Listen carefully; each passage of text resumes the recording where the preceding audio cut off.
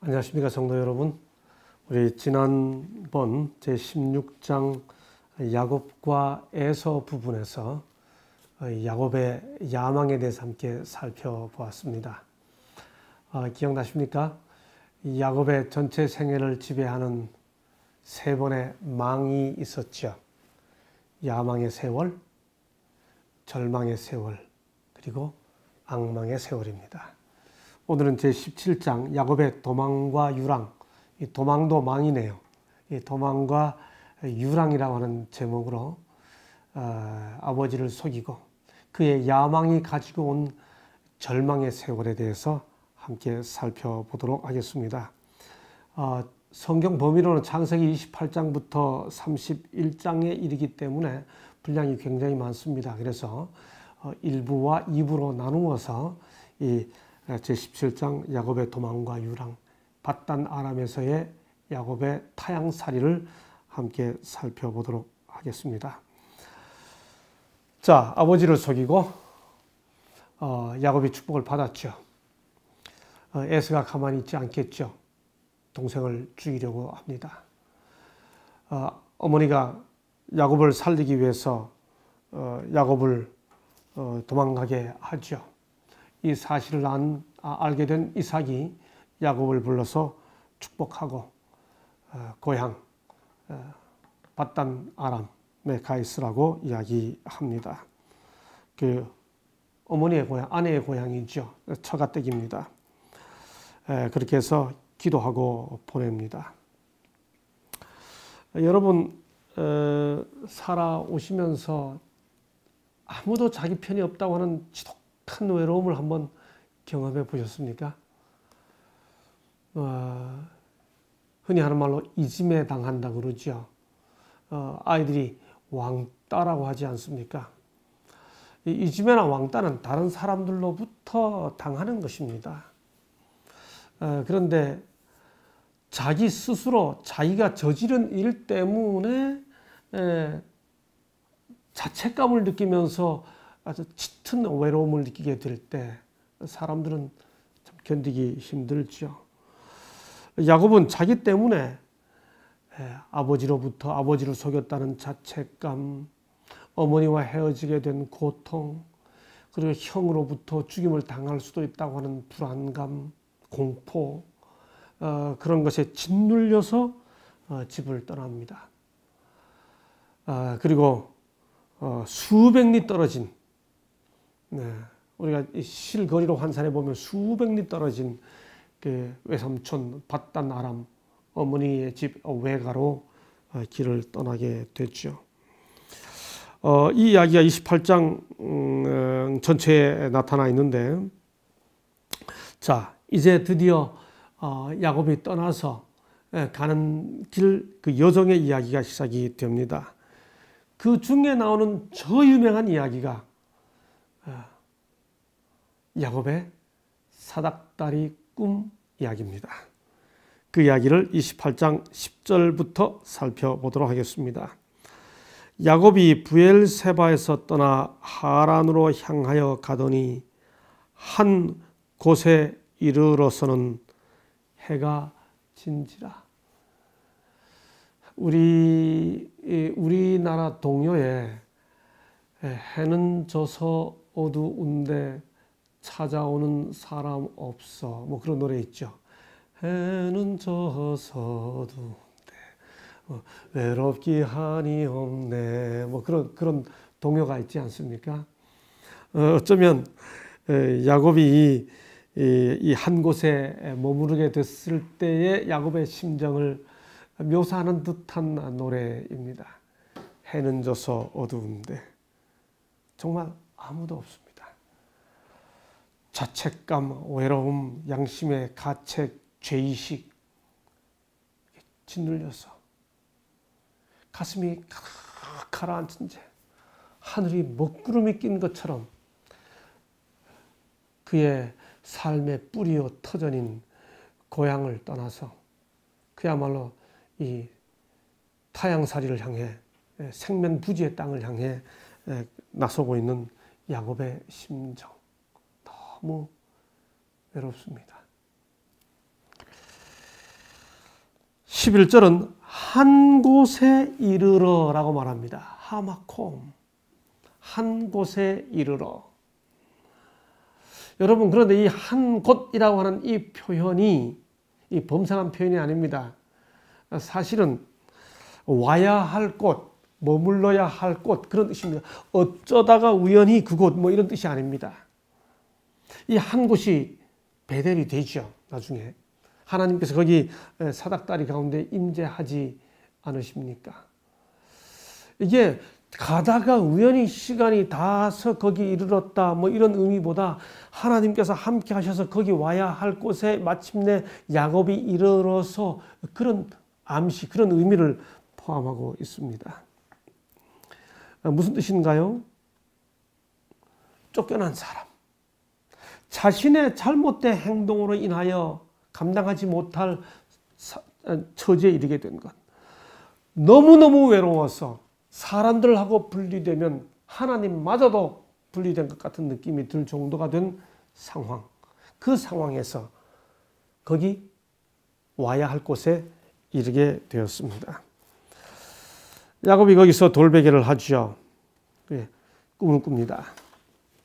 그리고 우리가 아는 대로 그 꿈에 사닥다리를 봅니다. 12절, 꿈에 본즉 사닥다리가 땅 위에 섰는데 그 꼭대기가 하늘에 닿았고 또 본즉 하나님의 사자가 그 위에서 오르락 내리락 하고.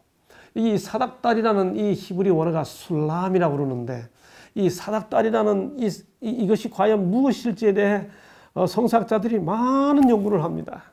아마 그게 계단이었을 거다, 아니면 도로, 고속도로 같은 뭐 길이었을 것이다, 뭐 여러 가지 해석을 합니다. 여하튼 우리가 흔히 알고 있는 대로 사닥다리라고 합시다. 여기에 천사들이 우리 성경 표현대로 오르락 내리락 합니다. 여러분, 이게 무슨 뜻일까요? 여기 성경에서 오르락 내리락 했는데 이 오르락 내리락이라 하는 이 표현이 성경에 또 한 번 나오죠. 신약 성경에서. 언제 나옵니까? 요한복음 1장에 나옵니다. 한번 함께 살펴보아 주시죠. 51절입니다. 요한복음 1장 51절. 또 가라사대 진실로 진실로 너희에게 이르노니 하늘이 열리고 하나님의 사자들이 인자 위에 오르락 내리락 하는 것을 보리라 하시니라. 아, 인자 위에 오르락 내리락. 여러분, 나다나엘을 가리켜 주님께서 참 이스라엘 사람이라고 이야기하셨습니다. 여러분, 이스라엘이란 이름이 누구에게 주어졌나요? 잘 아시죠? 야곱에게 주어졌죠. 저 후에 가서. 이게 이제 다음 장에서 우리가 살펴보게 될 겁니다. 여기 사닥다리 위에 오르락 내리락 합니다. 천사들이. 여러분, 그래서 이 부조와 선지자 184쪽은 이렇게 이 장면을 설명합니다. 이 이상 가운데서 구속의 경륜이 야곱에게 나타났는데 완전하지는 않았으나 그 당시 그에게 필요되는 부분만큼만 나타났다.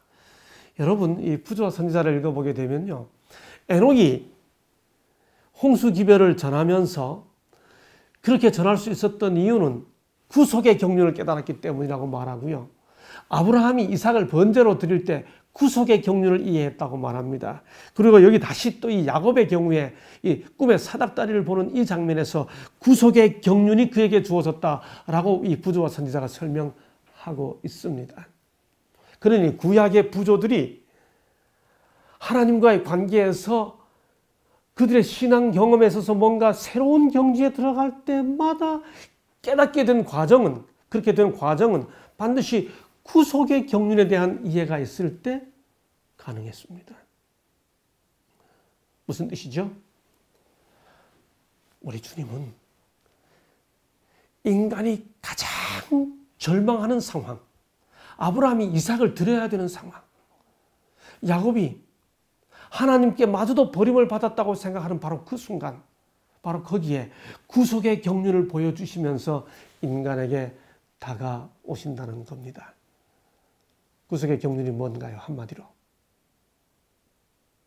십자가죠.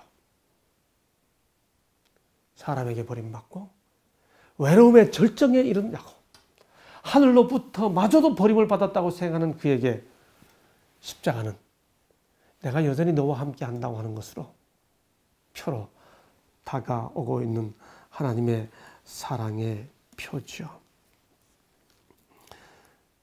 그 사닥다리 위에서 주님이 말씀하십니다. 또 먼저 여호와께서 그 위에 서서 가라사대, 여기 그 위에가 야곱 옆인지 사닥다리 위인지 뭐 등등에 대한 또 주석가들의 여러 설명들이 있습니다. 그 위에 서서 가라사대, 나는 여호와니 너희 조부 아브라함의 하나님이요 이삭의 하나님이라. 너 누운 땅을 내가 너와 내 자손에게 주리니. 이게 지금 야곱이 꿈 중에서 보고 있죠.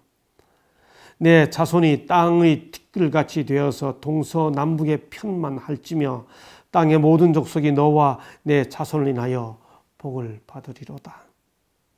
내가 너와 함께 있어 내가 어디로 가든지 너를 지키며 너를 이끌어 이 땅으로 뭐하게 할지라? 돌아오게 할지라. 여러분, 이게 집 떠나는 야곱에게 지금 죄책감에 사로잡혀 자기 터전을 떠나는 야곱에게 하나님께서 주실 수 있는 최고의 약속입니다. 이 땅으로 돌아오게 할지라. 제가 목회를 하던 어느 해 교우님 중에 상을 당했습니다. 위로 예배하러 갔는데 그 할머니 집사님이 남편을 잃었습니다. 이야기하다가 집사님 선생님께서 할아버지께서 몇 시에 어떻게 돌아가시게 되었습니까? 우리 아저씨가 이렇게 돌아가셨는데, 여러분 그날 평상시에 하는 말대로 돌아가셨습니까? 돌아가셨는데 이래 그날 그렇게 이야기했는데 그날 갑자기 제 머리를 천둥처럼 치는 것이 있었어. 깨달음이 있었습니다. 돌아갔다? 왜 우리는 사람이 숨졌을 때 돌아갔다고 이야기할까? 여러분, 돌아간다는 말은 뭔가요? 왔던 곳으로 다시 가야 그게 돌아가는 겁니다. 왔던 곳으로 다시 가지 않으면 돌아가는 게 아닙니다. 여기 하나님께서 지금 고향을 떠나는 야곱에게 돌아오게 해주겠다고 약속을 하고 있습니다. 여러분, 그런데 이 꿈꾸는 이 장면을 누가 봤나요?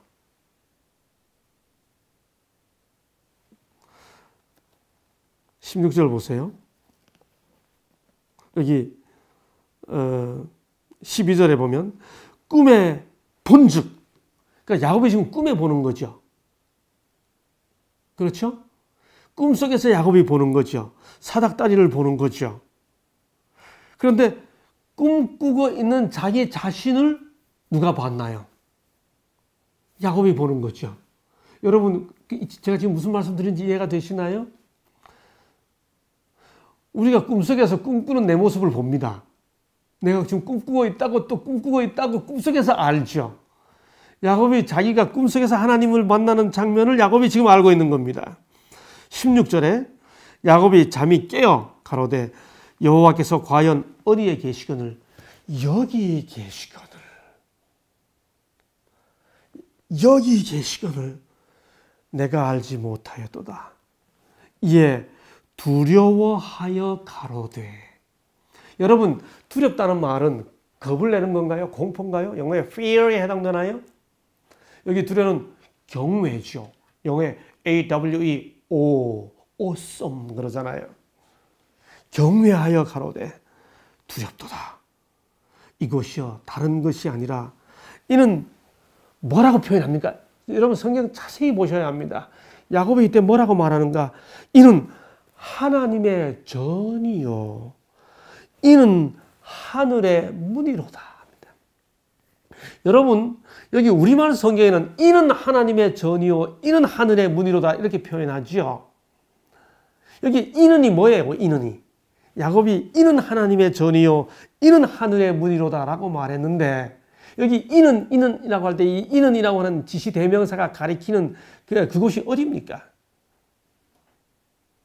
지금 야곱이 잠이 깨서 보라 하나님이 여기 계시거늘라고 말했던 야곱이 꿈꾸는 여기일까요? 그럴 겁니다. 그런데 본문을 잘 읽어야 하는 것은 지금 야곱이 꿈속에서 본 사닥다리에 의하면 사닥다리가 어디와 어디에 연결되어 있습니까? 하늘과 땅이 사닥다리에 의해 연결되어 있습니다.